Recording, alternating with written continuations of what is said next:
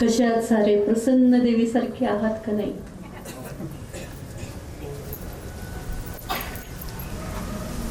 आजचा आपला देवी भागवताची समाप्ती आहे. हे सुरू करण्यापूर्वी मी व्यासगादीला नमन करते, व्यास महर्षींना नमन करते, आद्य देवता श्री गणेशाला नमन करते.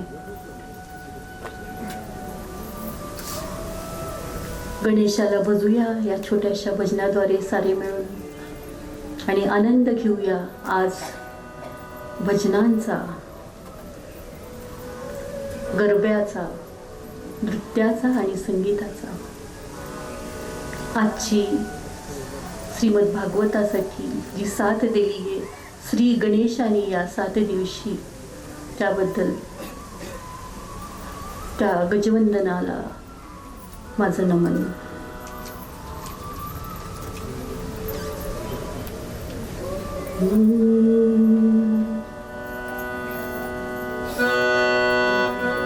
गणराया जय गणराया, गणराया जय गणराया, गणराया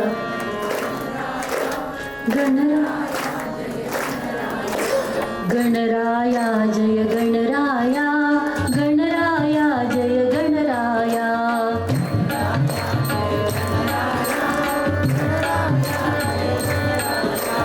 गणराया जय गणराया, मंगलमूर्ती गणराया.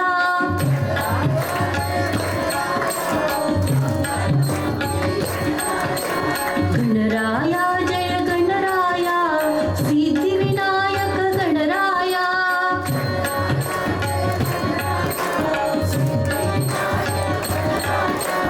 गणराया जय गणराया, गणराया जय गणराया.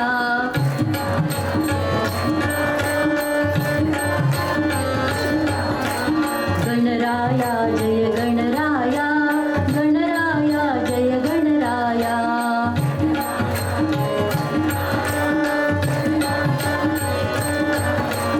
गणराया जय गणराया, मंगलमूर्ती गणराया.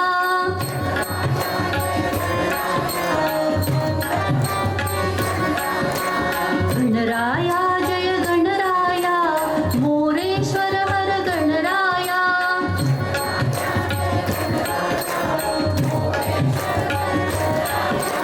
गणराया जय गणराया, गणराया जय गणराया.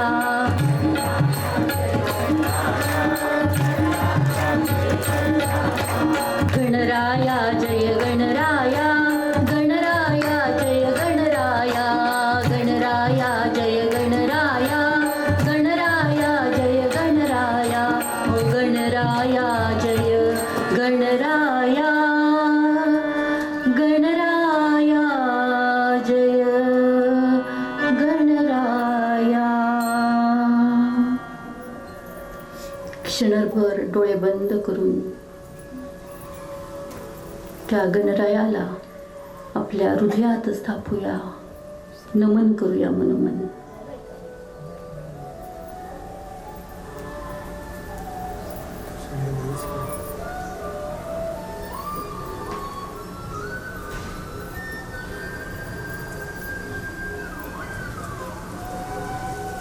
यानंतर सद्गुरूंना नमन करूया, साऱ्या सद्गुरूंना. मी माझे सद्गुरू ब्रह्मांड नायक श्री स्वामी समर्थ महाराज दत्तगुरु महाराजांना नमन करते. त्यानंतर मला भागवत करण्यासाठी प्रेरणा देणारे दत्त संप्रदायातील सद्गुरू श्री गुरुनाथ मुंगळे सर यांना नमन करते. आणि सतत प्रेरणादायी आनंद गुरु, जॉय गुरु श्री श्री रविशंकरजी यांना नमन करते.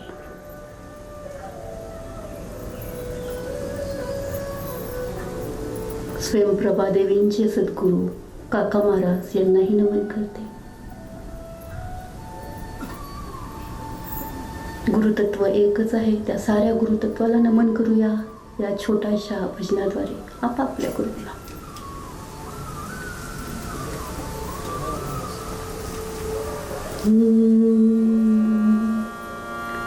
अजो अनंताय नित्याय शुद्धाय, अजो अनंताय, सारे म्हणून म्हणूया. अजो अनंताय नित्याय शुद्धाय, अजो अनंताय नित्याय शुद्धाय, सच्चिदानंद नंद गुरु ओम, सच्चिदानंद नंद गुरु ओम, सच्चिदानंद नंद गुरु ओम, सच्चिदानंद नंद गुरु ओम. गुरु ओम गुरु ओम गुरु ओम गुरु ओम,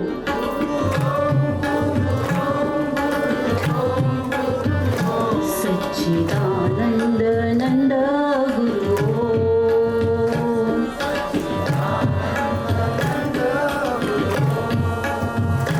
सच्चिदानंद नंद गुरु ओम.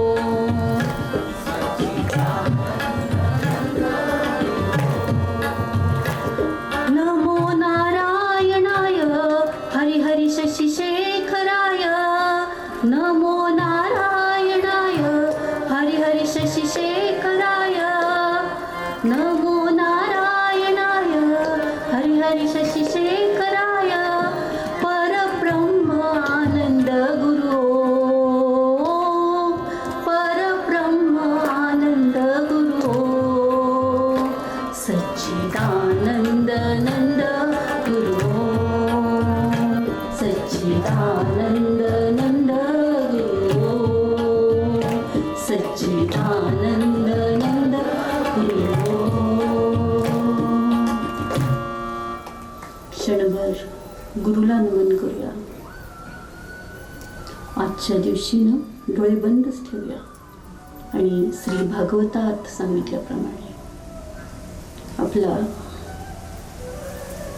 जे डोकं आहे, डोक्याच्या वर जे सहस्राकार चक्र आहे, माथ्यावर डोक्याच्या वर, तिथे सद्गुरूंचे चरणांना नमन करूया.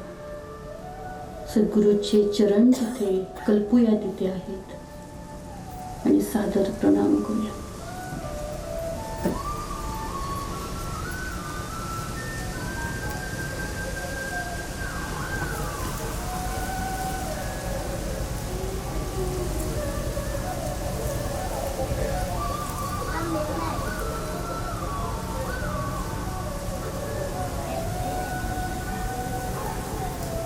यानंतर ब्रह्मा विष्णू महेश, श्रीकृष्ण परमात्मा, श्रीराम, हनुमंत, साऱ्या देवदेवतांना नमन करूया आणि त्या जगदंबेला पुकारूया छोट्याशा भजनाद्वारे. दुर्गेचं खूप महत्त्व आहे. या 9 दिवसामध्ये आपण जेव्हा शांत होऊन किंवा तल्लीन होऊन भजन करतो, नृत्य करतो, तेव्हा खूप सारी एनर्जी येत असते, शक्ती येत असते. ती शक्ती अनुभवूया या शेवटच्या दिवसातून. आपल्यात तल्लीन होऊया.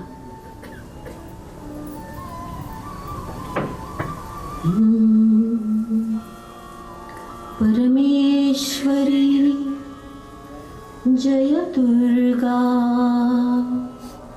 सर्वेश्वरी जय अम्बा, परमेश्वरी जय दुर्गा, सर्वेश्वरी जय अम्बा, परमेश्वरी जय दुर्गा, सर्वेश्वरी जय अम्बा. हे अम्बा विश्वमोहिनी देवी जगदम्बा, हे अम्बा विश्वमोहिनी देवी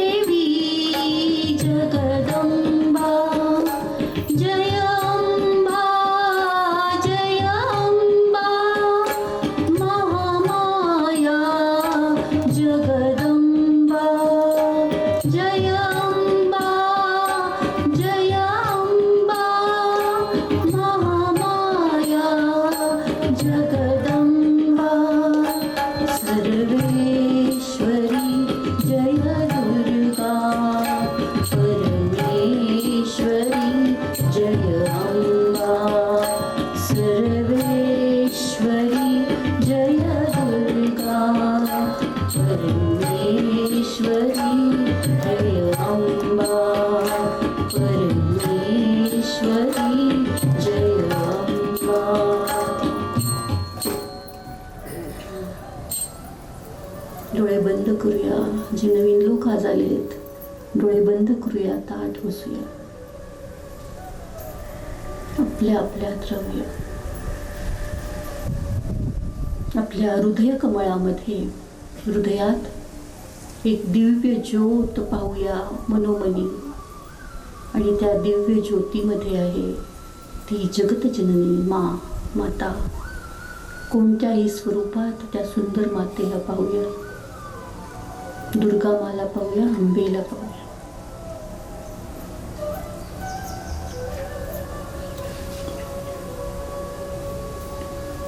अष्टभुजाधारी, शंखचक्र गदा, पाश अंकुश धारण करणारी अंबा आणि सोनेरी सिंहासनावर बसलेली. जसं मणिद्वीपाचं वर्णन आहे तशी.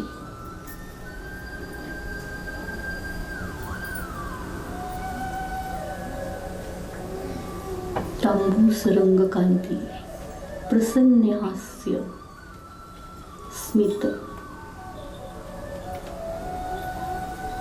सारं काही अनुभवलं आपल्या हृदयामध्ये, त्या ज्योतीमध्ये. दिव्यांगी, दिव्य शरीर, दिव्य कांती, दिव्य प्रभा असलेली ही जगदंबा.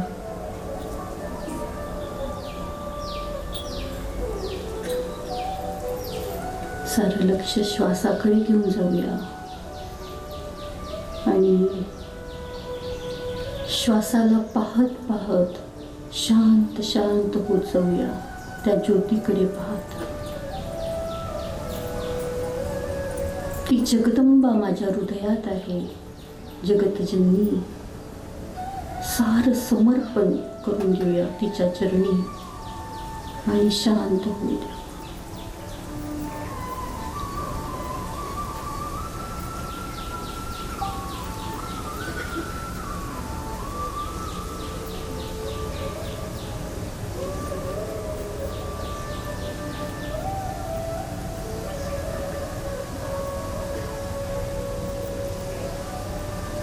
साऱ्या चिंता, दुःख, क्रोध सारं काही तिच्या चरणी अर्पण टाकूया. एक दीर्घ श्वास घेऊया, सारं सोडून देऊया. अजून एक दीर्घ श्वास घेऊया, सारे दुःख दर्द सोडून टाकूया. आणि श्वासाकडं ध्यान लावूया. आज थोडं 2-3 मिनिटं जास्त ध्यान लावूया. नाकातून पोटात जाणारा श्वास आणि पोटातून पुन्हा वर येणारा श्वास आणि मध्ये ती अंबा स्वरूप ज्योत. विश्राम करूया प्रत्येक श्वासावेळी. आपल्या आपल्यात राहूया. सुरू करूया.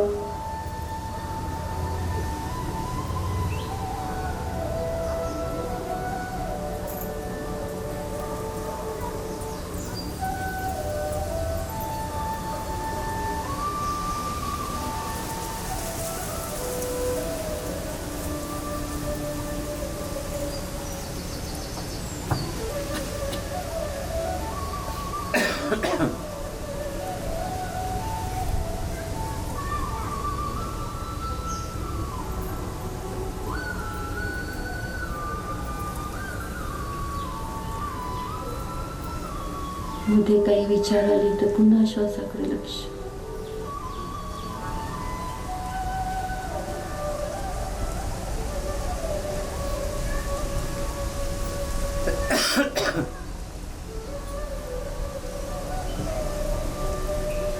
विश्राम करत जाऊया.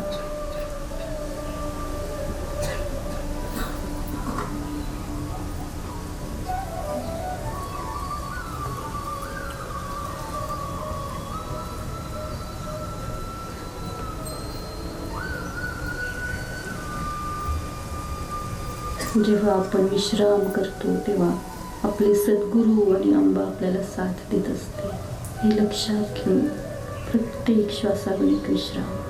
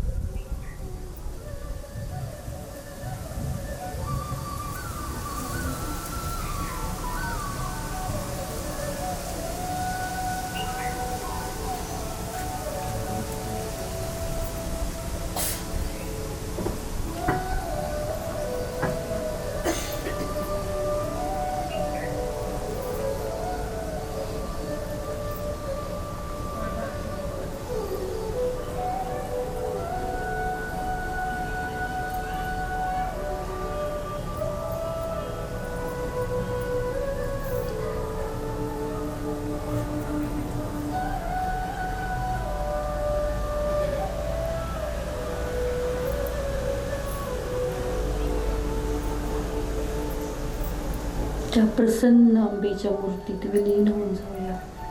ही विश्वजननी माझीच आई आहे, समर्पण करूया, आलिंगन देऊया आणि एक रूप होऊन जाऊया त्या मातेमध्ये.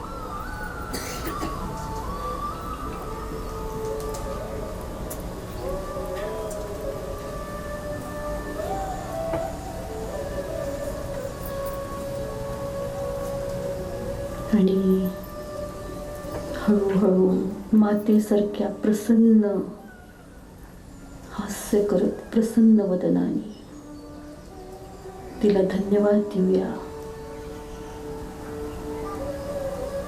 आणि संकल्प करूया सकारात्मक राहण्याचा, प्रसन्न राहण्याचा.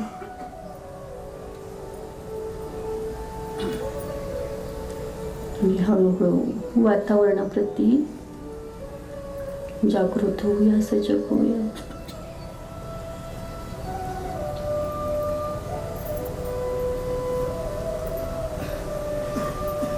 हळूहळू डोळे उघडूया.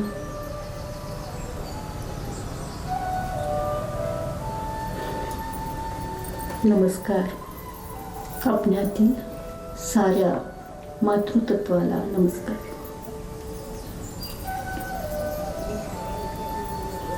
सवय करून घ्यायला लागते ना.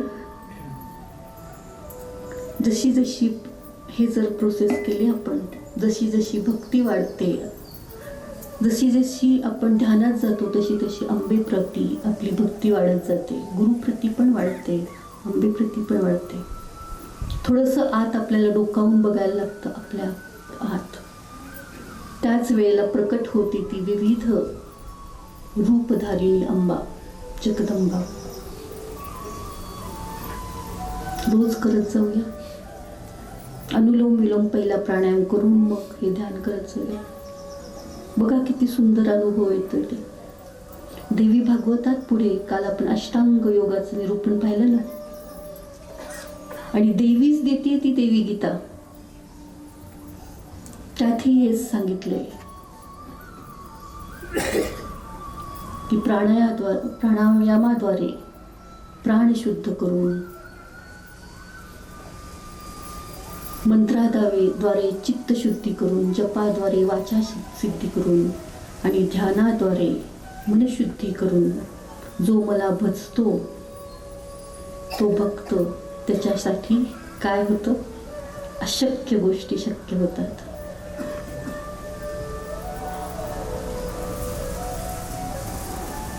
आपण बघितलं आतापर्यंतच्या 7 दिवसामध्ये किती एक चेतना आहे, ती शक्ती, चित शक्ती. जेव्हा काहीही नव्हतं, ब्रह्मांड निर्माण झालं नव्हतं, तेव्हा होती फक्त तीच चित शक्ती. निराकार निर्गुण परब्रह्म ती मीच आहे असं अंबा सांगते देवी गीतेमध्ये.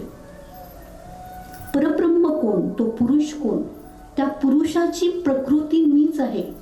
तो परम पुरुष, ज्याला आपण विष्णू भगवान म्हणू, ब्रह्मा म्हणू किंवा श्रीकृष्ण परमात्मा म्हणू. पण त्याची जी चेतना आहे ना, निर्माण करायची किंवा संहार करायची रुद्राची किंवा जग निर्माण करायची, ही सारी मीच आहे. तर ती अंबेच्या प्रती आपण हा भाव ठेवला ना, तर सारं काही शक्य होतं. या भवसागरातून आपण तर रोज जातो. आपण बघितलंय भयसागर आणि भवसागर. भय काही आपलं जात नाही ना. खूप भीती वाटत असते आतून आतून, काय होईल पुढे होईल. देवी गीतेत काल सांगितलंय की हे भय जातं जेव्हा आपण हा द्वैत भाव अंबेप्रती असतो किंवा परमात्म्याप्रती आहे. तो द्वैत भाव सोडून सरळ शरण जावं आणि तिच्यात एकरूप हो, तिच्या रूपात, तिच्या गुणात, ध्यानाद्वारे. आणि मग ही भीतीला काही थारा राहत नाही. संसार चक्र, सुख दुःख ह्याच्यामधून आपण जात असतो. खूप भयानक असतं असं वाटतं कधी कधी, पण त्यावेळेलाच आपल्याला आधार असतो या अंबेच्या भक्तीचा. सद्गुरूंनी दिलेल्या मंत्राद्वारे असो किंवा आपण म्हटलेल्या स्तोत्राद्वारे असतो. आणि आत आपल्या मनात डोकवून आपण जेव्हा बघतो तेव्हा शुद्ध जेवढे आपण होत जातो, प्राणशुद्धी, चित्तशुद्धी, मनशुद्धी, तेवढं अधिकाधिक त्या परमात्म्याच्या किंवा पराशक्तीच्या जवळ जात जातो. म्हणून हा सारा कथेचा खटाटोप, या कथेतून एक एक कथा उलगडत जाते. तसं एक एक कथेद्वारे ते आंबेचं रूप, आंब्याची महिमा आपण आजपर्यंत पाहिली आहे. कथेची सुरुवात होते दुसऱ्या दिवसापासून जन्मेजय राजाच्या प्रश्नांनी. परीक्षित राजाचा मृत्यू झालेला असतो आणि जन्मेजय राजा, त्याचा मुलगा, सूड घ्यायला निघालेला असतो त्या साऱ्या सर्पांचा, की ज्याच्या तक्षकच्या दंशाने परीक्षित गेलेला असतो. आणि सारखी त्याला भीती असते की त्याला मुक्ती मिळणार का माझ्या पित्याला. आणि व्यासजींना तो प्रश्न अनेक विचारत असतो आणि व्यासजी सांगत राहतात आंबेची महिमा. आणि तू आंबा यज्ञ कर, कसा कर आंब्याचा विधी, नवरात्रात कर, शुक्रवारी कर, मंगळवारी कर. आणि विविध कथा सांगत जातात, उलगडत जातात कथा. विश्वाच्या निर्मितीपासूनच्या कथा, मधु कैटभांच्या पासूनच्या कथा सुरू आहेत, जी दुर्गा सप्तशतीमध्ये आहे ज्याचं वर्णन. महिषासुर मर्दिनीची कथा आपण ऐकली, तारकासुराची कथा ऐकली. या रूपक कथा आहेत आंबेच्या पराक्रमाच्या. ती महामाया आहे हे पण आपण आजपर्यंत पाहिलं. ती मोहत असते आपल्या साऱ्यांना, ती चेतना दिसत असते आपल्या सुबुद्धीला. कधी कधी आपल्याकडून वाईट काम पण करून घेत असते, कारण काहीतरी ठरलेलं असतं पुढं होणारे. पण पुन्हा ती सुखदुःख देत असते, भोगायला लावत असते. पण शेवटी आपण तिचे बालकच आहोत. तिला आपल्याला काय करायचे, जीवन मुक्त करायचे, मुक्त अवस्थेकडे न्यायचे, बंधनातून मुक्त करायचे. तिचा तोच उद्देश आहे. आणि आंबेची उपासना काय देते आपल्याला, या तरुण मंडळींना सांगावं वाटतं, मागे बसलेल्या मुलांना. ती भोग पण देते आणि मुक्ती पण देते. म्हणजे सांसारिक आयुष्यात धनधान्य, पुत्रपौत्रादी सारं काही देते ती तिच्या उपासनेने. त्याशिवाय जशी वयोवस्था वाढत जाते तशी आपल्याला वाटतं की आपण मोक्षाकडे जावं, तर ती मोक्ष पण देते. म्हणून सांसारिक लोकांसाठी ही जगदंबेची उपासना खूप महत्त्वाची आहे, खूप फायदेशीर आहेच. पण तिच्यापर्यंत पोचायचा जो मार्ग आहे ना, तो आपल्याला कोणीतरी द्यायला लागतो. आणि तो योग येतो कुठून तरी, भागवत कथेच्या मार्फत येतो, किंवा गुरुमंत्रातर्फे येतो, किंवा काहीतरी आपण सत्संग कुठला केलेला असतो त्याच्या मार्फत येतो. आणि आपल्याला कळतात की विविध साधना आंबेपर्यंत कसं पोचायचं त्याचं.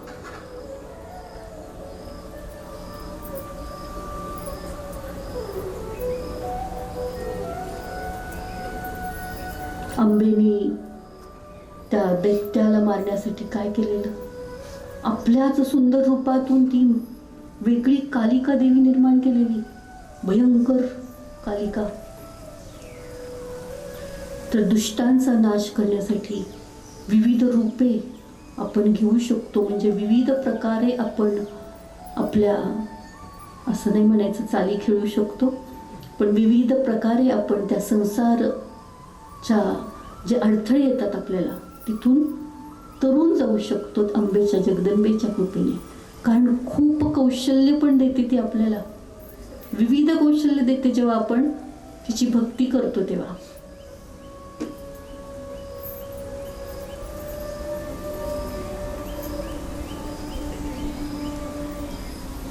पुढची कथा आलेली आहे. आता एवढं सारं कथा सांगितल्यात. जन्मजय त्याच्यानंतर देवी यज्ञ करत राहत असतो, विविध अनुष्ठाने जगदंबेच्या प्रती करत राहतो की ज्याच्यामुळं त्याला पण परमानंद मिळेल, आणि परमानंद मिळतच असतो आणि त्याच्या पित्याला पण मुक्ती मिळेल.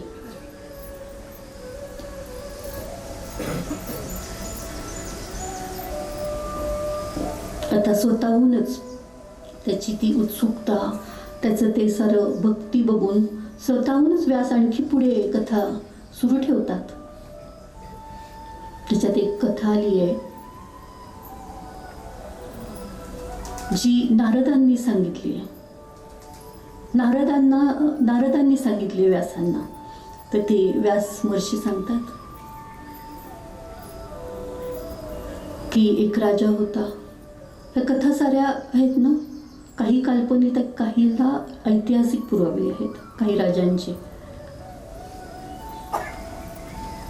आता हे बघा, ते कोण ऋषी आहे, तुम्ही लगेच ओळखाल कोण आहे. तर काय होतं, एकदा तो राजा असतो ना, तिची एक सुंदर मुलगी असते, सुकन्या. 13-14 वर्षाची मुलगी, तरुण मुलगी, अगदीच कोवळं वय. पण त्यावेळेला ते लग्नाचं वय होतं. ती अशी सख्यांबरोबर खेळत खेळत एका वनात जाते आणि सगळी वेली अशा दिसत असतात तिला. एका ठिकाणी एक छान आकृती तयार झालेली असते वेलींची, पाना फुलांची. ती काय खेळकळ मुलगी, तिला खेळत खेळत जाते आणि असे दोन असे छान तिला असे टपोरे हे दिसतात, रत्न दिसतात तिथं, रत्नासारखं काहीतरी दिसतं.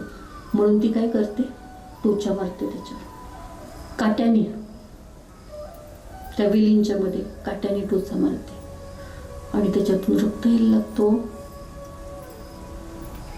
आत असतात एक ऋषी, जे तपश्चर्येला बसलेले असतात, वेलींनी वेढलेले. त्याच्या बरोबर काय होतं माहितीये, म्हणजे डोळ्यात कसे मारले असं तुम्ही म्हणाल. जेव्हा तपस्वी ध्यान करतात ना, तेव्हा अर्धे डोळे उघडे असतात वर. मग त्यांना खूप वेदना होतात. त्यांनी बाहेर येऊन बघतात की मला काहीच दिसत नाही, कोणी केलंय हे. मग ऋषीजी काय करतात आणि नंतर काय करतात, आपण तज्ञ आहात, शाप देतात आणि उशाप देतात म्हणतात. मग काय, ऋषीजी खूप चिडतात. पण आधी तर वेदना पण होत आहेत आणि तपश्चर्या पण भंग झाली. कोण आहे, काय माहिती नाही. मला अंध केलेल्याला काही आता खरं नाही असं म्हणून ते सांगतात की ज्यांनी मला अंध केलंय त्याला नक्की मरण आहे.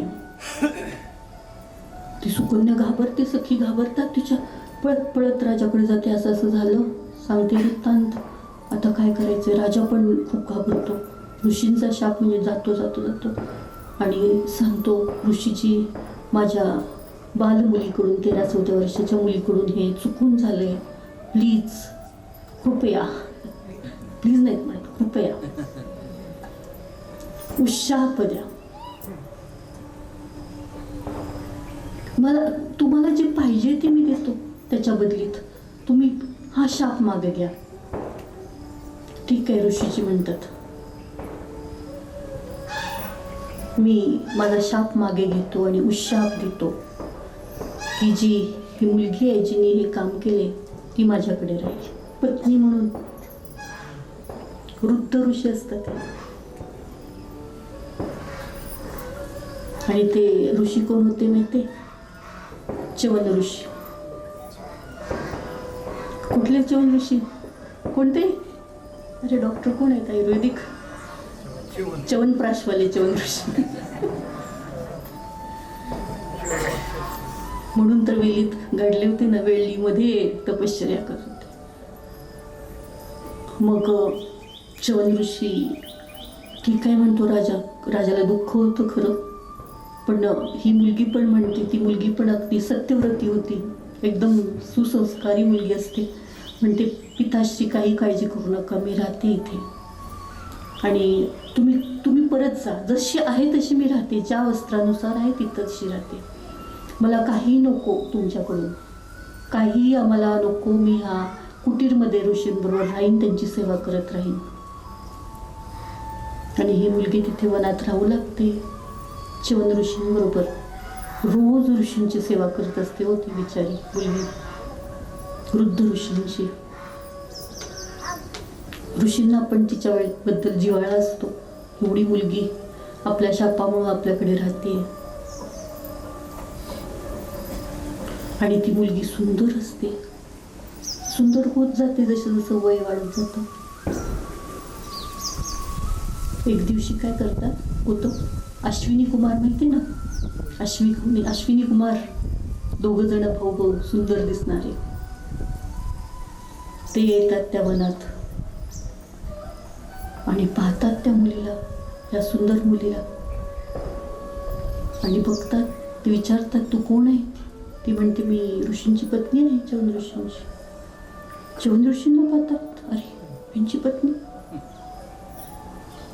मग अश्विनी कुमारांना इच्छा होते की ही सुंदर मुलगी आपली पत्नी व्हावी म्हणून. मग ते तसं बोलून दाखवतात तिला, का राहते यांची बरोबर. पण ती पतिव्रता असते मुलगी, सुसंस्कारी. म्हणते ठीक आहे, पण खूप देवीची भक्ती करत असते ना, त्यामुळे देवीने तिला खूप सजगता दिलेली असते. ती काय म्हणते माहिती, ठीक आहे,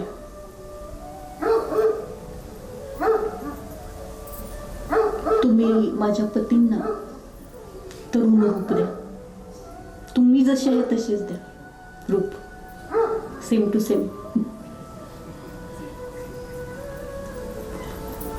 पण हे काही अश्विनी कुमार म्हणतात, ठीक आहे देऊया, पण त्यांची इच्छा तर काही पूर्ण होत नाही. मग ते काय म्हणतात,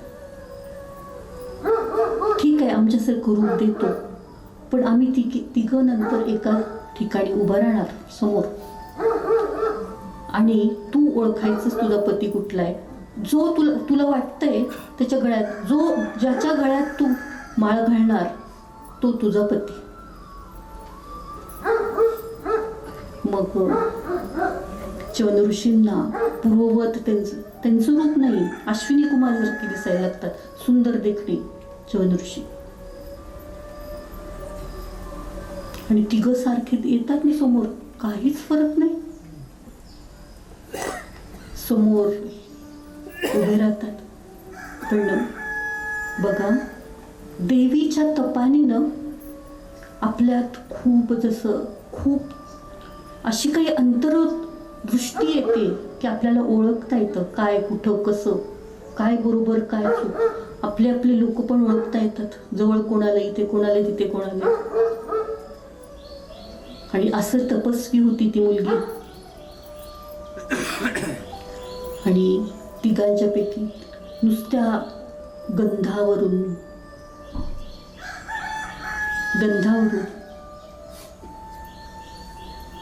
किंवा आवाजावरून, कुशावरूनही ती त्या आपल्या 5 ज्ञानेंद्रिय तिची एवढी सक्रिय झालेली असतात त्या तपाने, की त्या ज्ञानेंद्रिय आणि घाणेंद्रिय त्यांच्यावरून ती ओळखते आपला पती कोण आहे, आणि च्यवन ऋषींच्या गळ्यात माळ घालते. अश्विनी कुमार चकित एकदम, खूप स्तुती करतात ते त्या मुलीची आणि तिच्या तपाची. आणि हे दोघं निघून जातात आणि वर देऊन निघून जातात च्यवन ऋषींनाही, की तू मोठा आयुर्वेदातील तज्ञ होशील पुढे.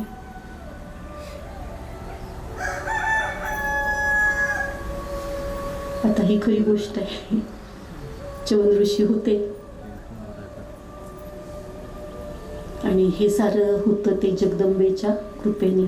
पुढे खूप मोठे होतात, त्यांची गरिबी पण दूर होते आणि राजदरबारात ते राजवैद्य म्हणून प्रसिद्ध प्रसिद्धी पावतात हे च्यवन ऋषी. अशी आहे सुकन्या आणि च्यवन ऋषींची मैत्री. उदो उदो करूया आई जगदंबेचा या छोट्याशा सुंदर गाण्याने.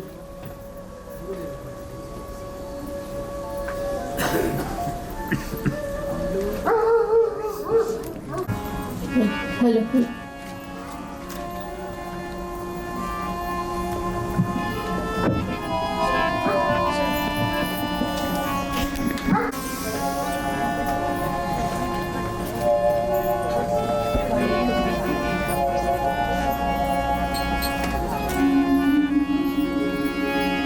माझी रेणुका माऊली कल्पवृक्षाची सावली. ओ माझी रेणुका माऊली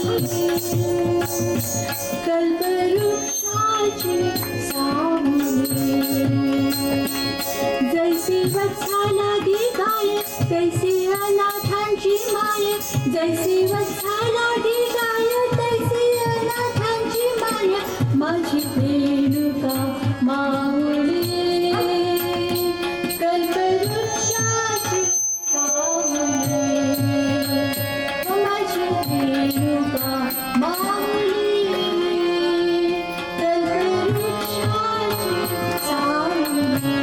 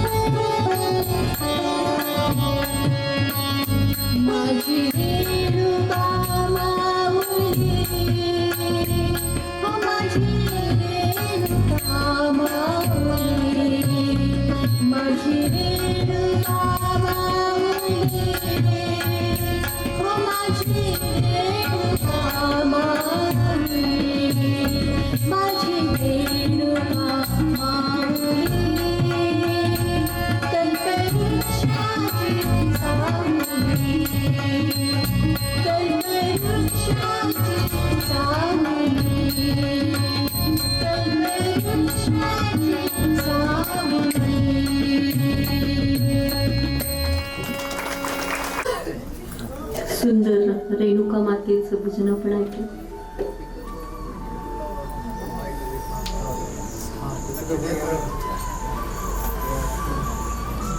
देवी गीतेमध्ये कालच्या जे सिद्धपीठ त्यांचा उल्लेख होता 51 पीठे, त्यात रेणुका मातेचं पण माहूरगडाचं पीठ आहे, सप्तशृंगी पीठ आहे, तुळजापूर, कोल्हापूर ही पीठ आहे आणि बाकीचे 51 पीठे तर आहेतच जिथे जिथे सतीचे अवयव पडलेले असं म्हणतात. म्हणजे जिथे जिथे ती शक्ती एकटवली गेली होती जेव्हा पृथ्वीचं निर्माण झालं त्यावेळेला. काही भाग असा होता जिथे जास्तीत जास्त संकलन झालेलं शक्तीचं आणि झालेलं आहे. ज्योतिर्लिंगाच्या ठिकाणी पण शक्ती खूपच प्रमाणात असते म्हणून तिथे ज्योतिर्लिंगच असतात आणि शक्तिपीठे असतात. तर आता याबद्दलच बोलूया थोडं.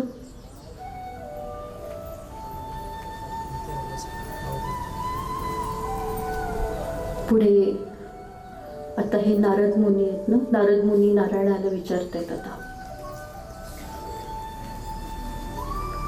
की त्या परब्रह्म स्वरूप देवीचं स्वरूप तुम्ही तर म्हणताय निराकार निर्गुण असं आहे, मग त्या वेगळ्या वेगळ्या ज्या देवी आहेत ना देवता त्या कशा निर्माण होतात?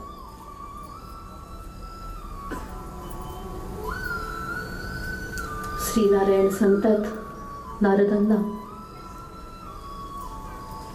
की ती चित शक्ती एकटीच आहे, त्याच्यातूनच तिच्या फक्त संकल्पाने ती संकल्प घेते ना ती महामाया, तेव्हा विविध रूप ती तयार करते.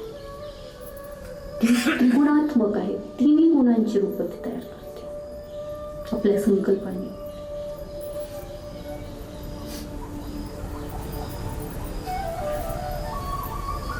मग पुढे विचारतात नारद मुनी की ही जगदंबा एक स्वरूप आहे पण तिची कोणती 5 रूप आहेत? 5 रूप आहेत ना जगदंबेची, ती सगळ्यात जास्त पूजली जातात, पूजनीय आहेत. आता बघा इतकं सुंदर त्या 5 रूपांचं वर्णन केलंय. त्याशिवाय पुढे आपल्या श्रोतावर्गांना सांगायचे, पुढे ती रूपं स्त्री रूपात बदलत जातात, जशी की महालक्ष्मी गृहलक्ष्मीपर्यंत येते.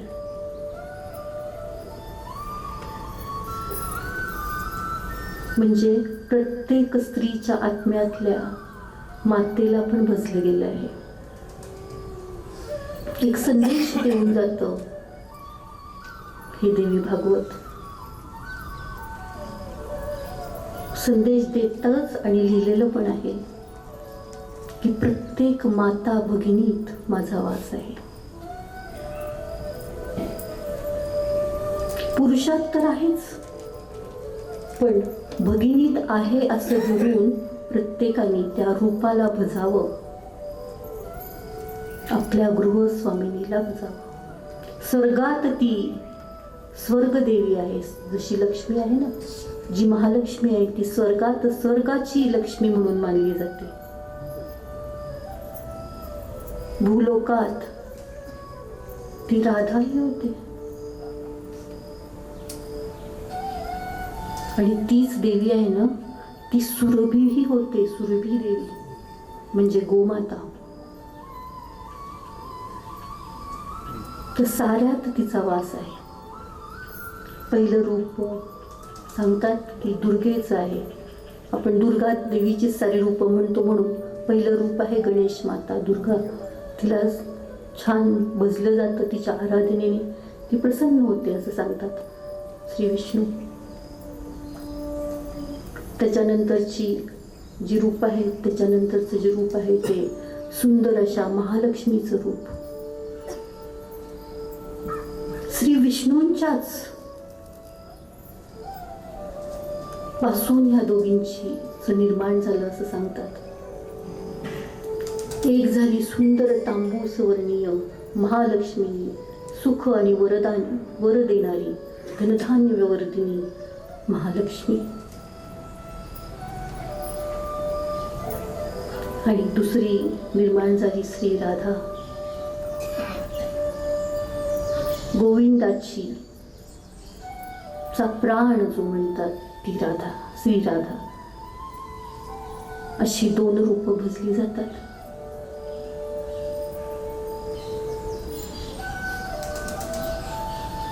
त्यानंतर सरस्वती, विद्येची देवता, विद्या ज्ञान प्रदायिनी देवता, वरदा, वागावदिनी सरस्वती देवी, शुभ्रधवल वस्त्र, कमंडलू आणि पुस्तकधारिणी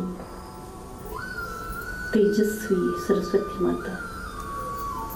तिचं एक रूप जगदंबेचं आहे. ज्ञानी लोक किंवा विद्यार्जन करणारे लोक, कलेमध्ये असणारे लोक यांनी जर सरस्वतीचं ध्यान केलं, या सुंदर देवीच्या दुर्गामाच्या जगदंबेच्या रूपाचं ध्यान केलं, तर ती त्वरित प्रसन्न होते. आपण पाहिलंय ना 3-4 दिवशी बीजमंत्राचा परिणाम. कोण होता तो? जो मूर्ख होता तो विद्वान होता झाला. आठवते का नाव? सत्यव्रत. कारण तो सत्य बोलायचा. एकदम मूर्ख आणि बुद्धू सरस्वतीच्या बीज मंत्राचा चुकून जाप केला, चुकून, आणि तो विद्वान कवी झाला. अशी आहे सरस्वती मातेची महिमा. त्याच्यानंतरचं एक रूप आहे ते सावित्रीचं. आता ही सावित्री कोण बघा. सावित्री गायत्री साधारण समान आहे. जिच्याकडे सूर्याचं तेज आहे, सूर्याचं तेज जिच्याकडे आहे, त्या तेजाची देवता आहे ती सावित्री. सावित्रीचं उपाख्यान पण आहे. सावित्रीचा वेगळा पण अर्थ आहे, जसं की सत्यवान सावित्री मधली सावित्री. पण तिला पण तेजाचीच देवता म्हटलं गेलं. तर हे सावित्रीचं अनुष्ठान केलं ना आपण, तरी पण आपण तेजमय होतो, वैभव संपन्न होतो.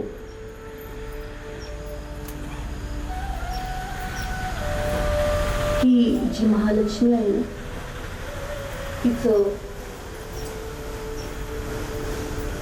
तिचं वरदान आहे ना, ते खूप लोकांना म्हणजे साऱ्यांना तिचं मनमोहक रूप भावतं. आणि प्रसन्न रूप आहे, स्निग्ध आहे. जसं श्री सूक्तात सांगितलेलं आहे, चंद्रासारखी शीतल आणि सोन्यासारखी तेजस्वी अशी ही महालक्ष्मी.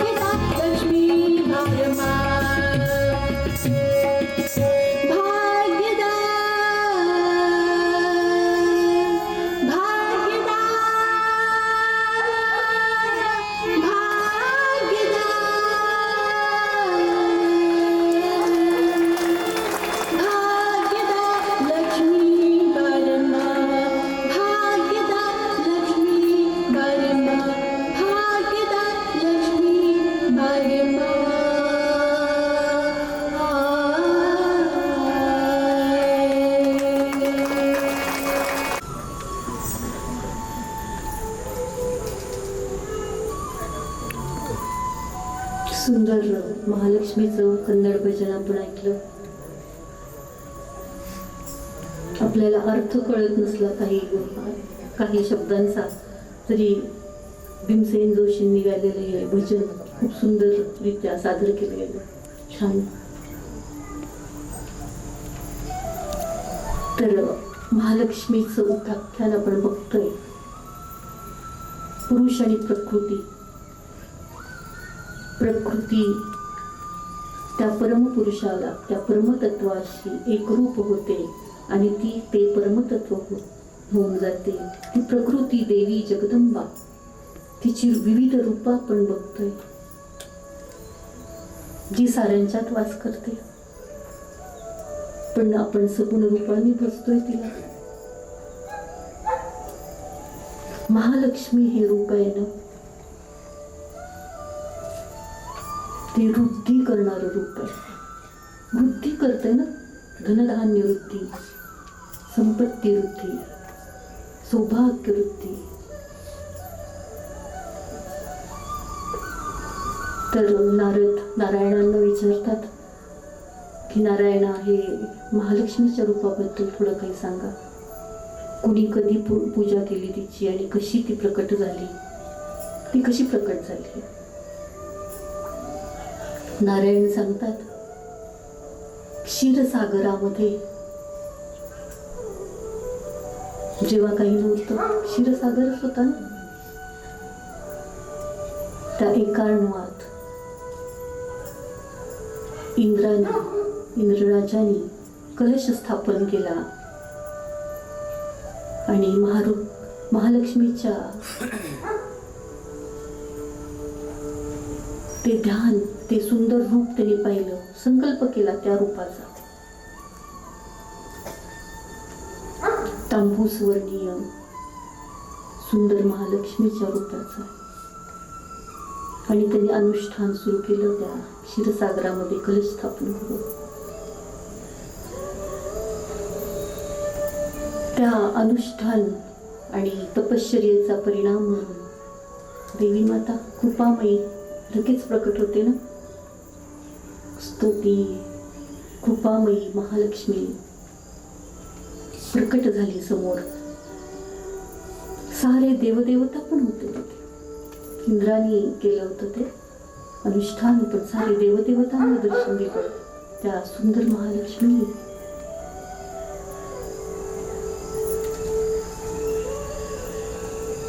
लाल वस्त्र परिधान केलेल्या, सुंदर आभूषण घातलेल्या, तेजस्वी अशा महालक्ष्मीने दर्शन देऊन विचारलं त्यांना काय पाहिजे ते मागा. इंद्रराजांनी तिला सुख, समाधान, शांती आणि वृद्धी, राज्य वृद्धी मागितली. आणि इंद्राला राज्य प्राप्ती झाली त्या लक्ष्मीच्या कृपेने. तो वर देऊन ती महालक्ष्मी सुंदर तेजाची मूर्ती पुन्हा क्षीरसागरात गेली. कुणाकडे? श्री नारायणाच्याकडे. अशी आहे महामाया ती महालक्ष्मी. नारायण या परमपुरुषाची प्रकृती रूपी महामाया. आणि त्यावेळेलाच तो मंत्र जो प्रकट झाला तो श्रीम हा बीज मंत्र. महालक्ष्मीचा बीज मंत्र श्रीम आहे ना.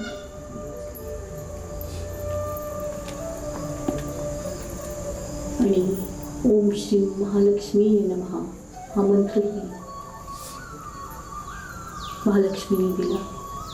आणि ओम श्री कमलवासिनी नमः हाही महामंत्रच आहे.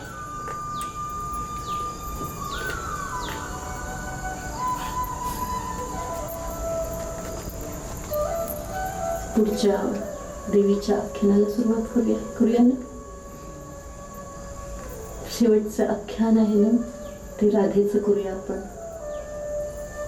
म्हणून आता आधी दुसरी आख्याने घेऊया. षष्ठी देवीची.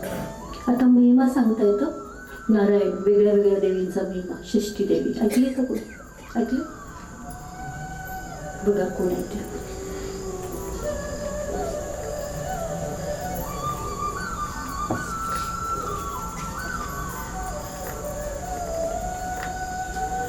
हिला देवसेना म्हणून ही ओळखली जाते. आणि आता ओळखेल आपल्याला बालकांना वर देणारी देवी म्हणजे ही षष्ठी देवी. जिचं अपभ्रंश काय झालंय आपल्याकडे? षष्टीचा सटवाई. तर ही षष्ठी देवी आहे ना, तिला पूजलं आपण देवीच्या स्वरूपात. आता ही सगळ्या देवीची स्वरूप आहे. देवीच्या स्वरूपात आपण तिला भजलं ना, त्या षष्ठी देवीला बालकाचा जन्म झाल्यावर 6व्या दिवशी 12व्या दिवशी किंवा नामकरणाच्या दिवशी आपण तिची पूजा करतो. तेव्हा आपण तिला आवाहन करतो की या बालकाचं रक्षण कर. तर ही षष्ठी देवी प्रत्येक जन्मलेल्या बालकाचं रक्षण करत असते अशी तिची महिमा आहे. आणि तिचं खरं नाव काय आहे? देवसेना. आणि ती कोण आहे? प्रकृतीचाच एक अंश, त्या परम जगदंबेचाच एक अंश.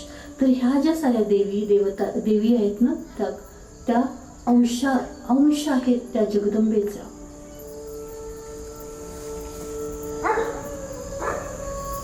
पुढे ग्रामदेवी पण एक अंश आहे त्या जगदंबेचा. प्रत्येक ग्रामाची, प्रत्येक गावाची एक देवता असते ना, अकलाई देवता. ती पण काय आहे? अंशात्मक जगदंबेचाच अंश आहेत.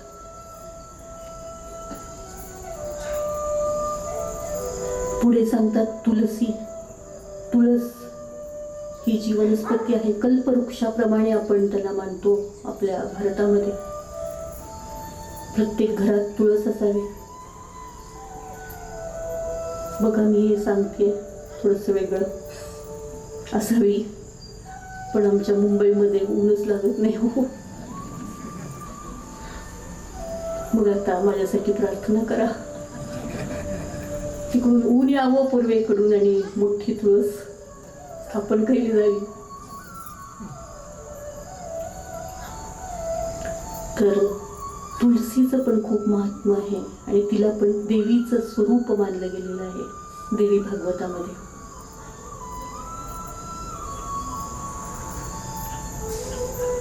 कृष्ण परमात्म्याची सकळात बोलणारी तिला स्थान आहे, तिच्या मोठं स्थान आहे. आणि इतर देवतांच्या माथ्यावर पण तुळस असते बघा, शंकर नाही बाकी.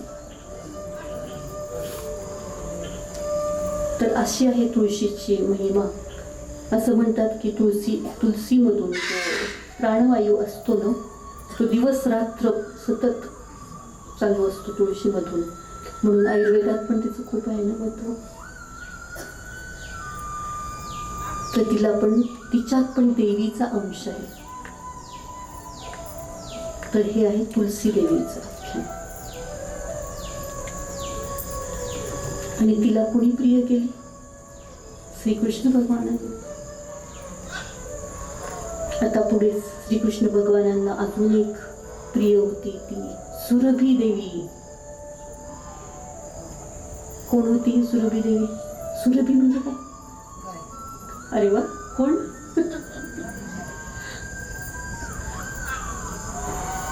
तर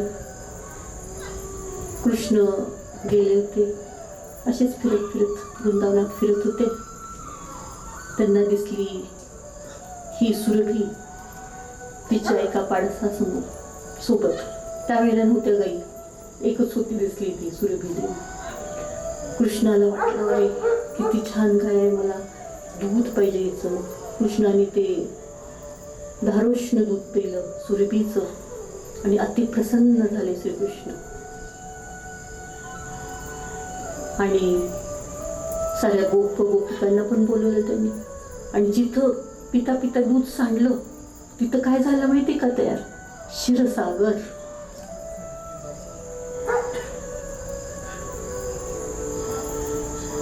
कृष्णाने त्या सुरभीला पण देवीत्व दिलं. जसं तुलसीला दिलं तसं सुरभीला पण देवत्व दिलं. ते अच्छा घडीपर्यंत आपण बघतोय सुरभीचं देवत्व आहे ना.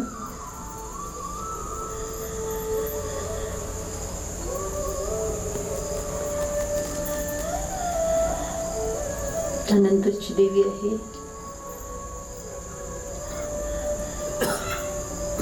मंगलचंडी म्हणून एक देवी आहे. तिचं आख्यान आहे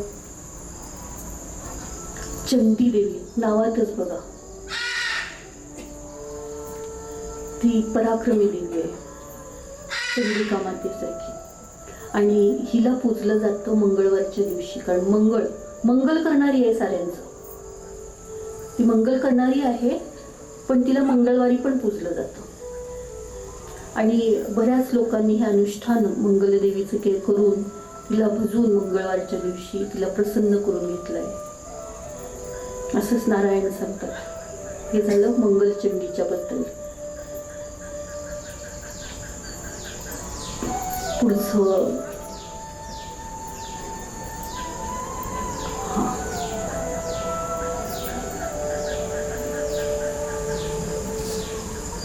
भ्रामरी देवी. भ्रामरी म्हणजे काय? कोण आहे मराठीचं प्राध्यापक इथे? भ्रामर अजून एक अर्थ भ्रामरी देवी असं म्हणा. भुंगा एक आहे हा भ्रम, हा भ्रमण करणारी भ्रामरी. तर भ्रामरी देवीचं आख्यान आपण बघूया. महत्व आहे प्रत्येक देवीच्या रूपाला, म्हणून आपण हे बघतोय.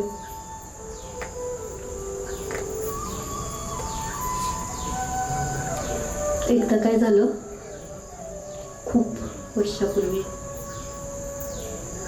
दैत्य त्रास देतात ना, आपण बऱ्याच दैत्यांच्या कथा बघितल्यात. तसं दैत्य त्रास द्यायला लागले इंद्रराजाला. इंद्राला कळेना काय करायचं. इंद्रपद पण जायला लागलेलं त्याचं. साऱ्या धुमाकूळ माजल्या होता. मग इंद्र गेले देवांचे गुरु बृहस्पतींकडे.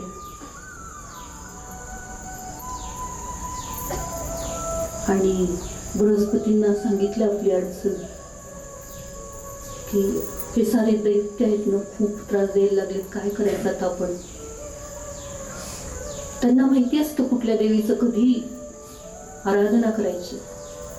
बृहस्पतींनी काय सांगितलं, आज आपण जगदंबेचीच आराधना करूया. आराधना जगदंबेचीच करतात, पण जगदंबा विविध रूपात त्यांच्या समोर प्रकट होते त्या त्या प्रसंगानुसार. आता जो हा राक्षस होता ना, त्याला म्हणजे जो दैत्यांचा अधिपती, त्याला परत तसाच वर दिलेला. तपस्वी होते सारे दैत्य. ब्रह्मदेवाचा वर होता त्याला, की त्याला कोणी मारू शकत नाही. आता ह्याच्यामध्ये बघा, मारू शकत नाही मला, कुठला स्त्री आणि कुठली पुरुष नाही मारू शकत मला, असं वर होता. देवीला तर हे सारं प्रकृतीला माहिती आहे, काय वर होता, काय होतो, काय करायचं. मग सारे त्रस्त झालेले, इतके त्रस्त झालेले. आणि अशा वेळेला मग त्यांनी देवीची आराधना सुरू केली.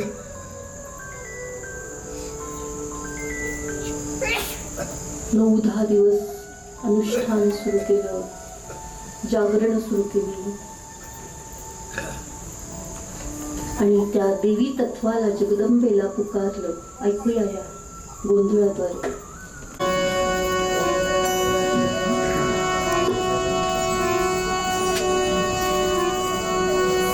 अंबाबाईचा उदो उदो तुळजाभवानीचा उदो उदो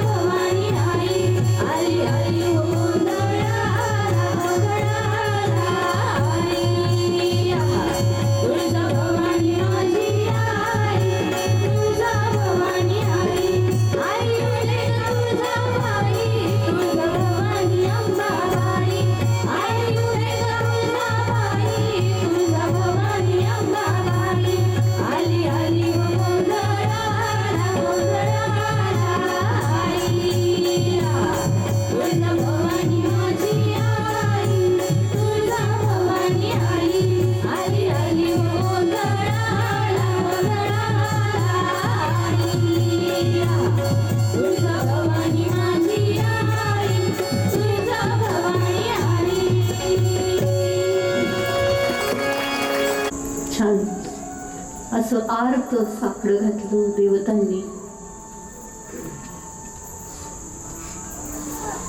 संस्कृतमध्ये त्यांनी मराठीत म्हटलं ना तसं. तर एवढी आर्त हाक दिली आणि जगदंबा प्रसन्न झाली. जगदंबेने दर्शन देण्याच्या पूर्वी काय केलं यावेळेला माहिती? चेतना दिली बृहस्पतींना. काय करायची हे अंतर्बुद्धी म्हणतात ना, अंतर्यामी होतो तसे झाले बृहस्पती. बृहस्पती मध्येच म्हणाले मी जाऊन येतो. त्या राक्षसाचं नाव होतं अरुण. अरुणाकडे जातो मी. आणि तो गायत्रीचा उपासक होता. बघा काय तेज असेल त्याच्यात. गायत्री मंत्राचा उपासक होता. प्रसन्न करून घेतलेलं ब्रह्मदेवाना त्यांनी.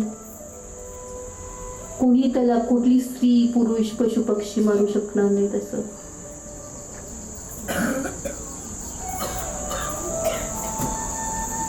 त्यावेळेला मग हे बृहस्पती तिथे गेले आणि अरुणाला काय म्हणाले माहिती?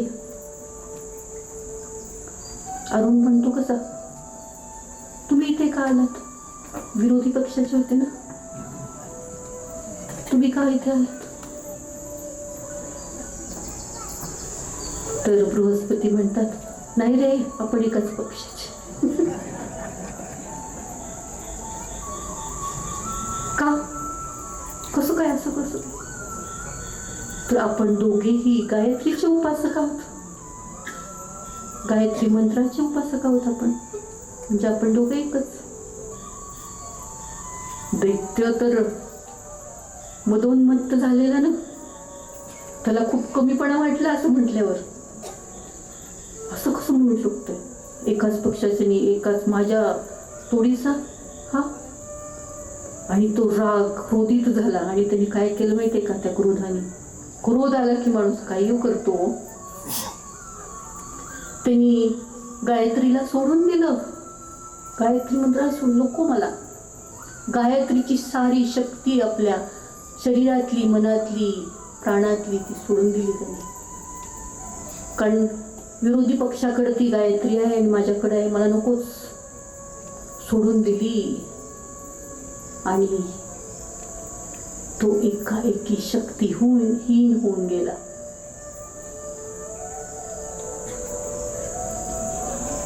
बृहस्पती आले, देवी समोर प्रकट झालेली, साऱ्या देवदेवतांसमोर. देवीने छान चेतना दिली होती. धन्यवाद दिले देवीला की आता बाकी साऱ्या दानवांचा वध आता करायला देवी तू आता सुसज्ज हो. त्याची शक्ती तर गेली आहे.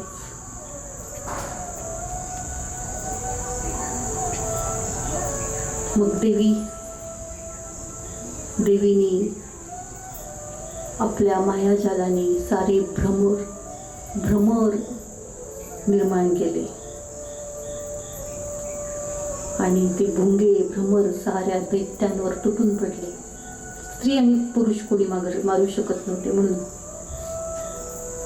भ्रमरांनी हल्ला केला त्या साऱ्या दैत्यांवर आणि त्या अरुणराजाच्या दैत्यराजाचा पराभव केला या भ्रमरांवर. आणि भ्रमर सारं आपलं काम करून आल्यावर देवीने पुन्हा बोलवलं आणि पुन्हा त्या भ्रमरांना आपल्या मायेत सामावून घेतलं. अशी आहे ही भ्रमरांबा, देवी भ्रमरांबा.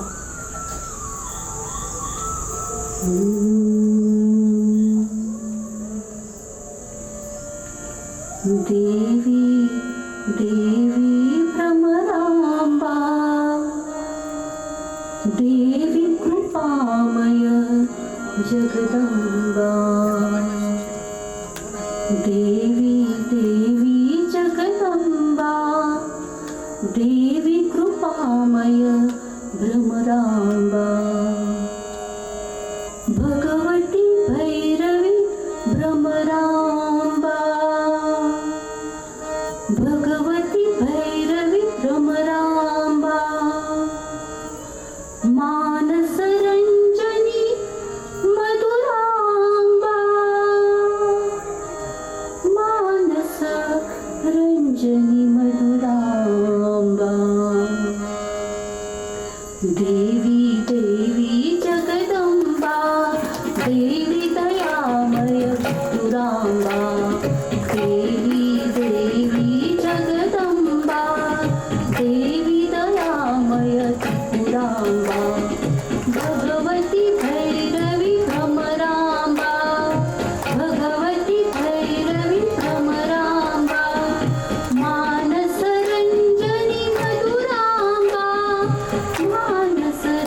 रंजनी मधुरांबा देवी देवी जगदंबा देवी कृपामय सुंदरांबा देवी देवी जगदंबा देवी दयामय त्रिपुरांबा देवी दयामय त्रिपुरांबा देवी दयामय भ्रमरांबा.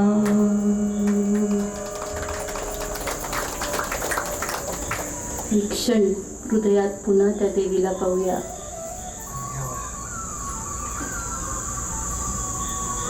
दयेची मूर्ती देवी, प्रेमाची मूर्ती.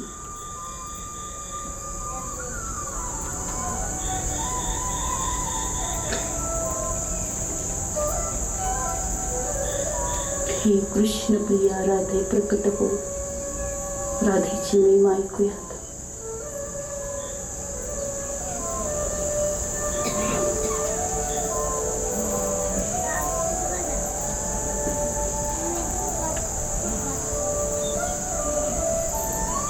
श्री कृष्ण भगवान विष्णूच्या मायेतून जशी महालक्ष्मी निर्माण झाली तशी श्रीकृष्ण प्रिया श्री राधा निर्माण झाली. वृंदावनची लाडली श्री राधा. आणि असं म्हणतात श्रीकृष्णापर्यंत आपल्याला जर पोचायचं असतं असेल तर त्या राधेच्या मार्फतच आपल्याला जायला लागतं. एवढी दयाळू आहे श्री राधा. राधा राणी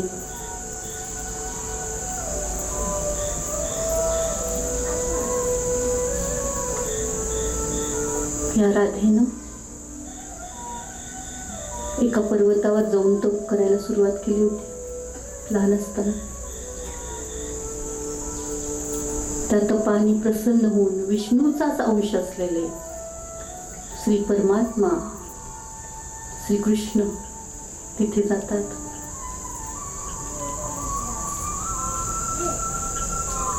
आणि प्रसन्न होऊन ती काहीही वर मागत नाही, कारण ती कृष्णप्रिय आहे ना. प्रसन्न होऊन सांगतात, माझ्या प्राणांची अधिदात्री तू होशील. आणि कित्येक वर्ष युगानुयुगे तुझी महिमा माझी प्राणदात्री माझी प्रेम सखी म्हणून होईल.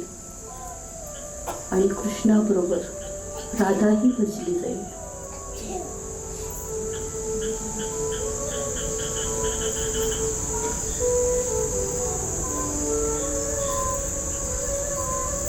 म्हणून तर श्री राधेला श्रीकृष्णाबरोबर स्थान आहे. आपण बाकीच्या गोष्टीनं की कृष्णाला एवढ्या बायका होत्या एवढ्या हे होत्या हे सोडून देऊया. कारण का ती प्रतीक आहेत श्रीकृष्णाच्या प्राणशक्तीची. एक स्त्री म्हणजे तिचं एक प्राणशक्ती आहे. आपल्या 16,100 बायका आपल्या शरीरात 16,100 शक्ती केंद्र आहेत, नाड्या आहेत. त्या प्रत्येक नाडी केंद्राचं एक स्वतःचं स्थान आहे.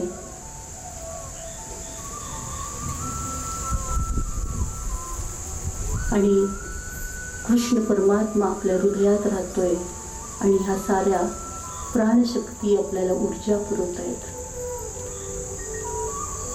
असं एक प्रतीक आहे.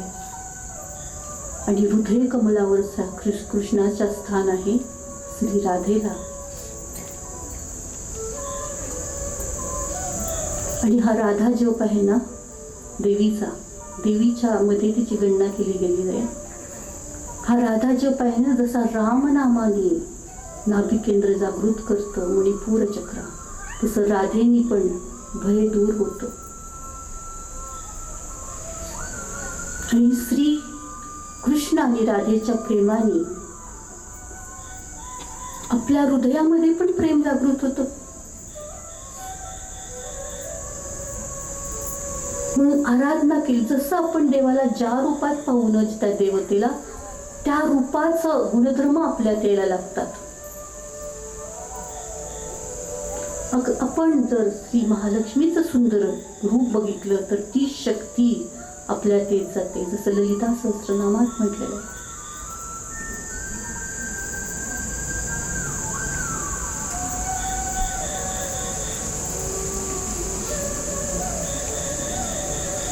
काव्यालाप विनोदिनी सचावर रमावाणी सव्य दक्षिण सेविता आदिशक्ती अमेयात्मा परमा पावनकृती अनेक कोटी ब्रह्मांड जननी दिव्य विग्रह. तो दिव्य विग्रह जेव्हा आपण देवीचा आपल्या मनात पाहतो तेव्हा त्याचे जे सूक्ष्म तरंग असतात त्यामुळं आपल्यात पण काहीतरी चेतना निर्माण होते. विश्वकर्मा ज्ञानकर्मा ज्ञानदा ज्ञानेश्वरी, ज्ञानाची प्रेरणा आपल्याला येते. धनधान्य विवर्धिनी विष्णुप्रिया म्हटले की आपण पण त्या विष्णूच्या भक्तीत सामील होतो. असं आहे आपलं प्राचीन ज्ञान. म्हणून तर राधेला म्हणतात ना, हे राधे लाडली राधे. अगदी लाड असल्यासारखं लाडली असल्यासारखं कौतुक करतात वृंदावनातले लोक तिचं, की एक नजर कृपा की करतो राडली श्री राधे म्हणतात ना गाणं. आणि कृष्णाबरोबरच राधेला मानलं जातं. जसं श्री विष्णू आणि श्री महालक्ष्मी आहेत त्याच रूपात अंशात्मक अवतार श्री विष्णू आणि श्री महालक्ष्मीचा अंशात्मक अवतार म्हणजे श्री कृष्ण आणि श्री राधे. कुठे विहार करतात ते आपल्या हृदयात. निकुंज मेरू हारे घनश्याम राधे राधे जायचंय आपल्याला.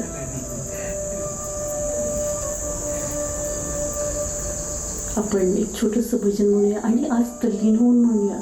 या नवरात्रीच्या रात्री जी प्राणशक्ती आहे ना ती वर येत जाते. म्हणूया आपण. मी जेव्हा राधे राधे म्हणेन तेव्हा माझ्या बरोबर म्हणा. मी सांगते काय.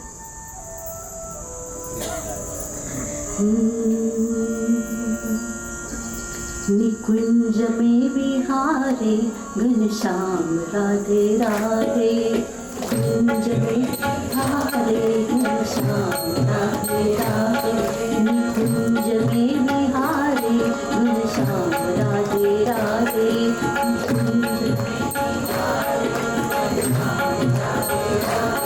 घनश्याम राधे राधे तू श्याम को पुकारे,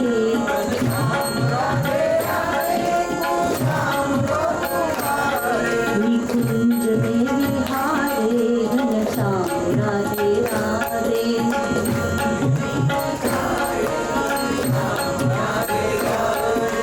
राधे राधे श्याम राधे, राधे राधे श्याम राधे, राधे राधे श्याम राधे, राधे राधे श्याम राधे, राधे राधे श्याम राधे, राधे राधे श्याम राधे, राधे राधे श्याम राधे, निकुंज में विराजे घनश्याम राधे राधे,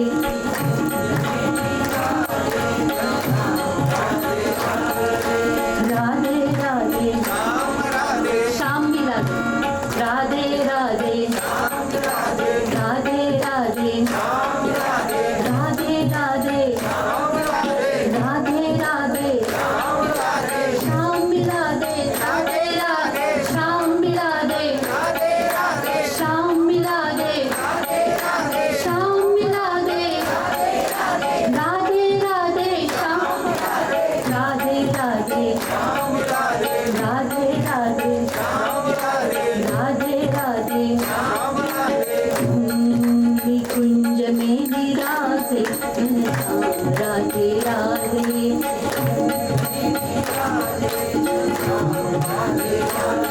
निकुंज में विराजे घनश्याम राधे राधे. तल्लीन म्हणूया. राधे राधे राधे राधे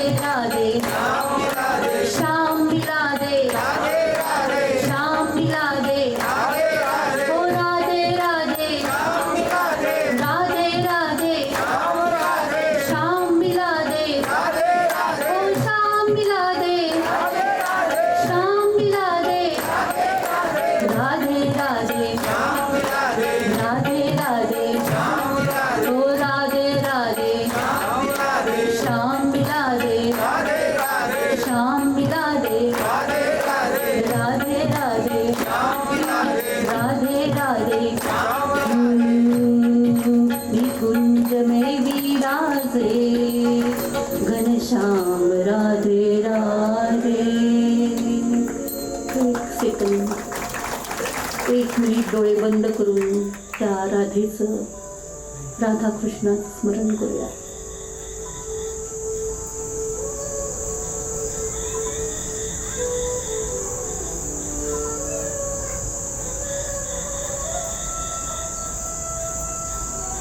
माझ्या हृदयात ते राधाकृष्ण बसलेत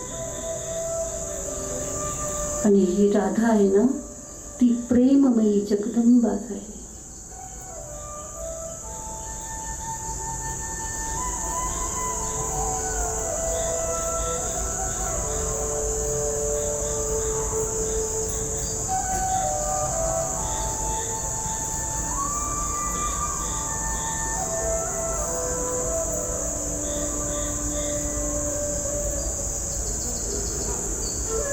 हळूहळू डोळे उघडूया.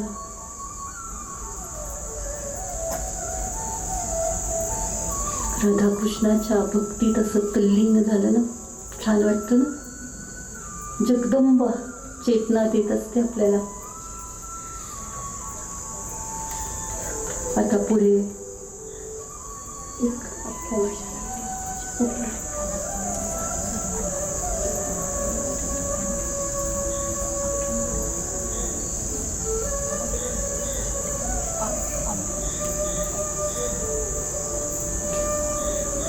अजून एक आख्यान एका देवतेचं आहे, मनसा देवी. प्रकृतीचा अजून एक अंश मनसा देवी.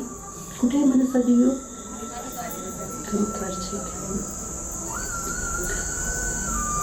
तिची पण एक महिमा आहे. मनसा म्हणजे काय? मनाप्रमाणे, आपल्या मनाप्रमाणे जे काही निर्मिती. पण जास्त करून ना पूर्वीच्या काळी अजून पण जेव्हा सर्पदंशाचं भय असायचं ना, ते दूर करणारी आहे ती, असं म्हणतात. मनसा, मनाप्रमाणे वर देते ती मनसा देवी. तिचंही एक वेगळं महत्व आहे. आपण बघतो ना, हे देवी भागवत त्यात सांगितलंय, सुरुवातीला आपण ना ध्यानाद्वारे, मनाद्वारे, भक्तीद्वारे त्या देवीला भजावं. तिची कृपा आपण अनुभवावी, आपल्यातल्या सूक्ष्म रूपात तिला पाहावं. आणि मग तीर्थ क्षेत्राला आपण जेव्हा भेटी देतो ना, तेव्हा वेगळाच महिमा जाणवतो त्या देवींचा आपल्याला. म्हणून सुरुवातीला काहे रे भटकते, संत कबीर म्हणतात, मनातच बघ मला. आणि मग तीर्थक्षेत्रांच्या त्या तीर्थक्षेत्रांचं महत्व आहेच, नाही असं नाहीच. जसं की हे सारे ऋषीगण जमलेत ना, ते नैमिषारण्यात. सुरुवातच कथेची होते. श्री सूतजी शौनकादी ऋषींना कुठे सांगतायत कथा ही सारी देवी भगवतची? नैमिषारण्यात. नैमिषारण्याचं वेगळं महत्व आहे, कारण तिथे या कलियुगात कलीचा प्रवेश होत नाही असं म्हणतात. तसंच देवी भागवतचं पण स्थान महात्म काय आहे, आपण आपल्या घरी करावं. त्याचप्रमाणे देवी भागवत आहे ना, काही तीर्थक्षेत्रांच्या क्षेत्री केलं तर ते जे वाचलं किंवा पारायण केलं तर ते जास्त चांगलं आहे. जास्त ऊर्जा येते, आपल्यात ऊर्जा आलेलीच आहे. जसं की त्र्यंबकेश्वर, नाशिक, काशी क्षेत्री, जिथं दुर्गामा प्रकट होऊन तिथे थांबलेली. कुणी दिलेला वर तिला तर त्यावेळेला काशीला थांबायचं? कुणाचं युद्ध झालेलं आठवते का? दुर्गेचं स्थान म्हणून काशीला आहे. काशी राजा नाही आपल्या कथेत आलं होतं ना, मागच्या कथेत 2 राजपुत्र होते, सावत्र, सुदर्शन, शत्रुजीत आणि सुदर्शनच्या कथेत. त्यावेळेला जी काशीराजाची मुलगी होती, त्या काशीराजाला वरदान होतं. सुरत नाव होतं सुबाहू राजाला वरदान होतं. आणि त्यावेळेपासून देवी काशीतच वास्तव्याला राहिली असं आहे. काशी क्षेत्री करावं, पुन्हा देवीची जी क्षेत्र आहेत तिथे करावं, असं काही आहेत उल्लेख. पण आपल्या घराघरात आपण करावं. एक छोटं भजन आहे, ते सरांना म्हणायचंय. सर ऐकूया आपण तल्लीन होऊन ते भजन, आणि आपण त्याच्यानंतर छोटासा आहे भाग राहिलेला तो संपूर्ण करूया.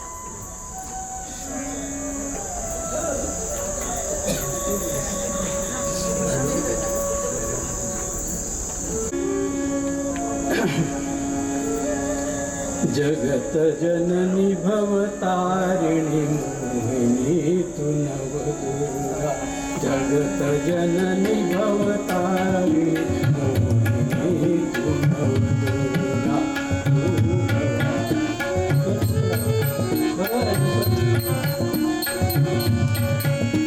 जगत जननी भवतारिणी मोहिनी तु नवदुर्गा. भवानी महाकाली, तू भवानी महाकाली, तू शिवानी मंगला. जगत जननी भवतारिणी मोहिनी तू नवदुर्गा. जगत जननी भवतारिणी मोहिनी. शारदा सरस्वती ज्ञानदेवी वंदना. शारदा सरस्वती ज्ञानदेवी वंदना. शांती सुख की हो विमला. शांती सुख की हो विमला. ज्ञानदातु हो सफला. जगत जननी भवतारिणी मोहिनी नवदुर्गा. जगत जननी भवतारिणी मोहिनी तु नवदुर्गा. तू भवानी महाकाली, तू भवानी महाकाली, तू शिवानी मंगला. जगत जननी भवतारिणी मोहिनी तु नवदुर्गा. जगत जननी भवतारिणी मोहिनी तु नवदुर्गा. जगत जननी.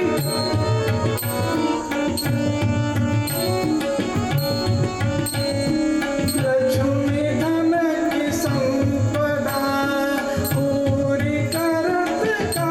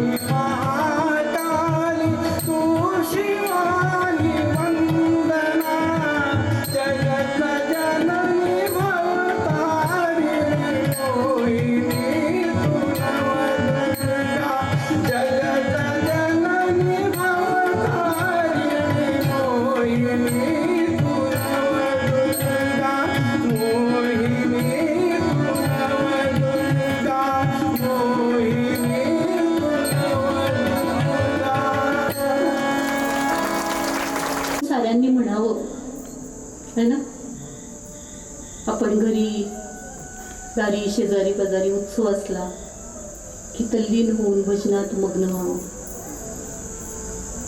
जे आपण करत नाही, पण होतं हळूहळू. भक्ती वाढते हा, आणि मुक्तीकडे, भक्ती वाढली की मुक्तीकडे जातो ना आपण, म्हणून तरी करा.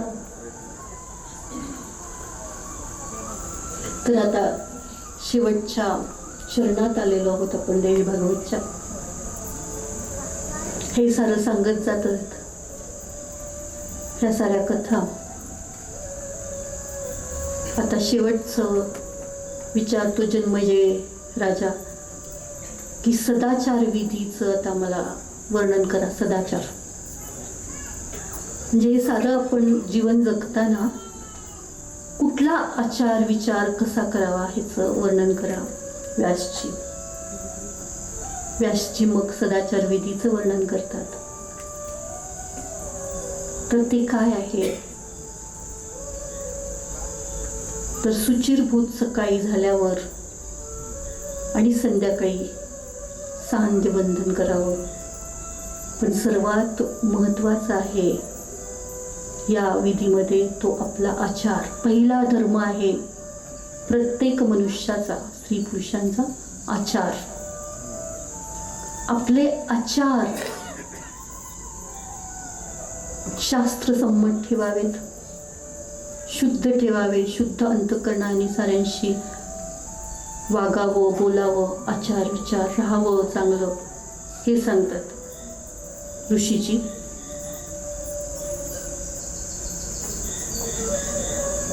आणि संध्याकाळच्या संध्येचं पण महत्त्व सांगतात इथे. संध्याकाळची जी प्रार्थना आहे ना, ती गायत्रीची सांगितली गेलेली आहे देवी भागवतामध्ये. गायत्रीचा मंत्राने प्रार्थना करावी. जर गुरुमंत्र असेल तर ठीकच आहे, नाहीतर अग्निहोत्राने आहुती द्यावी. अग्निहोत्राचं पण महत्त्व आहे, गायत्रीला द्यावी अग्निहोत्राने. सकाळी पण देवीला भजावं. पूजा तर करावीच, पण प्राणायामांचं पण महत्त्व दिलं याच्यात. प्राणायाम रोज करावा, सकाळ संध्याकाळ. त्याच्यात प्रकार पण सांगितलाय, अनुलोम विलोमचाच आहे. त्याच्यात रेचक कुंभक सारं सांगितलंय, पण आपण साधा केला तरी चालेल. पण शिकून घ्यावा प्राणायाम. आणि प्राणायाम केल्यावर थोड्या वेळेत जसं ते दिव्य ज्योतीचं ध्यान आहे ना, त्या ज्योतीमध्ये देवी सुंदर त्या रूपाचं रोज ध्यान करावं. आणि मी आज सांगितलं ब्रह्मरंध्रावर इथे गुरुचरणांचं ध्यान करावं, गुरुचे चरणाचं ध्यान करावं. आणि हृदयामध्ये ज्योती आणि देवी, आणि श्वासाकडे लक्ष देऊन तिला शांत शांत वाचायचं की हे सारे सद्गुरू देवता माझ्याजवळ आहेत, त्यामुळे शांत चित्ताने श्वासाकडे लक्ष द्यावं, शांत होत जावं. सकाळ संध्याकाळ हे 10 मिनिटं करू शकतो. जे ऑफिसला जात आहेत, कामाला जात आहेत, ते पण करू शकतात. त्यानंतर पूजा वगैरे करावी. घरातला एकच माणूस पूजा करतो, ठीक आहे, नमस्कार करावा ज्यांनी नाही केली त्यांनी. आणि आपले आचार खूप चांगले ठेवावेत, शुद्ध ठेवावेत. जे या कलियुगात खरंच अशक्य आहे बऱ्याच लोकांना. इतकं धगधगीचं आयुष्य आहे, इतके इश्यूज, इतके बाहेरचे प्रॉब्लेम्स, हेवे दावे, शत्रुत्व, ऑफिसमध्ये जात असेल तर बॉसचं वर्चस्व, असं बरंच काही होत असतं आपल्या जीवनात, बरंच काही घडत असतं. पण आपण आपले आचार शुद्ध ठेवावे, त्या बाहेरच्या नकारात्मक ऊर्जेपासून आपलं संरक्षण करावं आपल्या या ध्यानाने. आणि जर मंत्र जाप असेल तर त्या जाप नंतर ध्यान करावं किंवा जापच्या आधी ध्यान करावं, आणि त्याच्याने आपलं संरक्षण होत जातं असं सांगितलेलं आहे इथे. असा आचरणविधी देवी भागवतामध्ये शेवटी व्यासजी सांगतात. आणि हे राजा, तू हे सगळं करतोयस आणि तुला हर्ष पण होतोय कथा ऐकताना, हे सगळे जप जाप करताना असं सगळं बोलणं झालेलं असतं. आता माझं झालंय सगळं सांगून, व्यासजी म्हणतात. कित्येक कथा सांगितल्या देवीच्या तुला, कित्येक विधी सांगितलेत मी तुला. आता तू प्रसन्न आहेस आणि दिसतोयस प्रसन्न.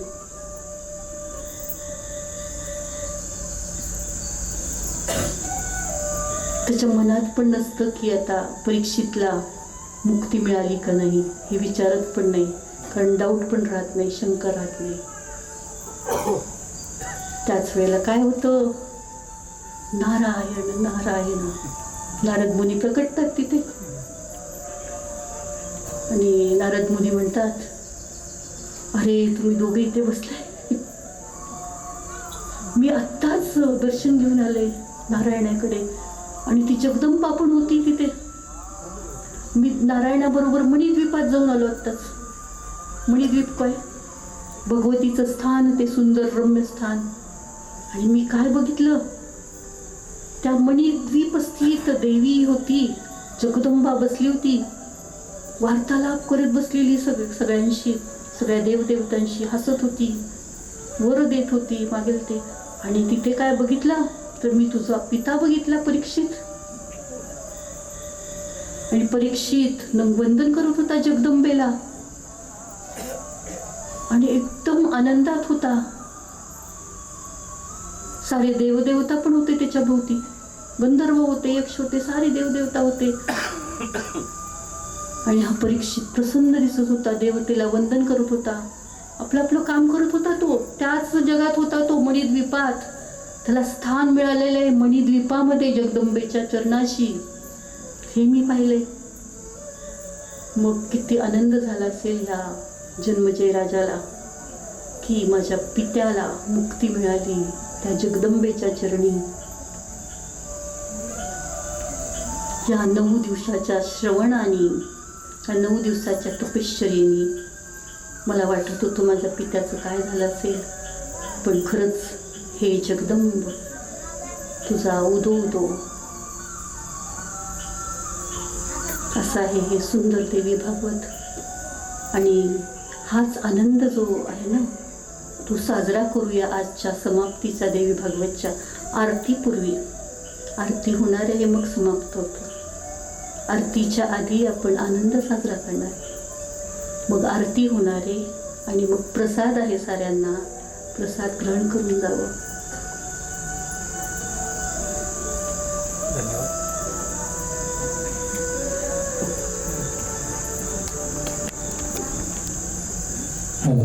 देवी भक्त पालिके सौख्यदायिके, 9 दिवस 9 रात्री गर्दी ही बारी, आईचा छबिना मिरवत असे मयुराबरी, भक्त तुझे चौऱ्या ढाळी ती तुझ्यावरी, उदो उदो म्हणून तुझी गर्जना करी, कुणाची तुला दृष्ट झाली जगदंबिके, माय अंबिके, उत्तरुणी टाकिते मी भक्त पालिके, सौख्यदायिके. आई तुझ्या वैभवाला वर्णू मी किती, 3 वेळा तुझ्या दारी चौघडा वाजती, ढोल नगरे वाजताती, वाद्य वाजती, संभोळाला नाही कणती वर्णू मी किती, कुणाची तुला दृष्ट झाली जगदंबिके, माय अंबिके, उत्तरोणी टाकिते मी भक्त पालिके, सौख्यदायिके. मीठ मौला घेऊन आईला शोभे शालू भरजरी, कोणी म्हणे आईला शोभे ठुसी अंसरी, कोणी म्हणे आईला शोभे गंध कस्तुरी, कुंकवाची शिरी, मोतियाचा मुकुट शोभे मगोटावरी, कुणाची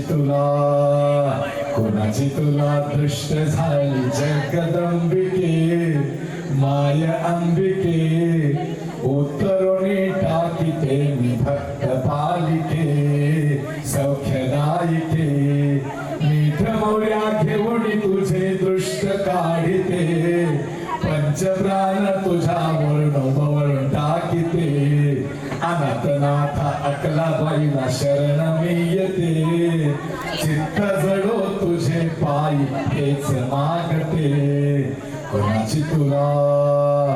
कोणाची तुला दृष्ट झाली जगदंबिके माय अंबी वाचलं उतरुणी टाकिते मी भक्त पालिके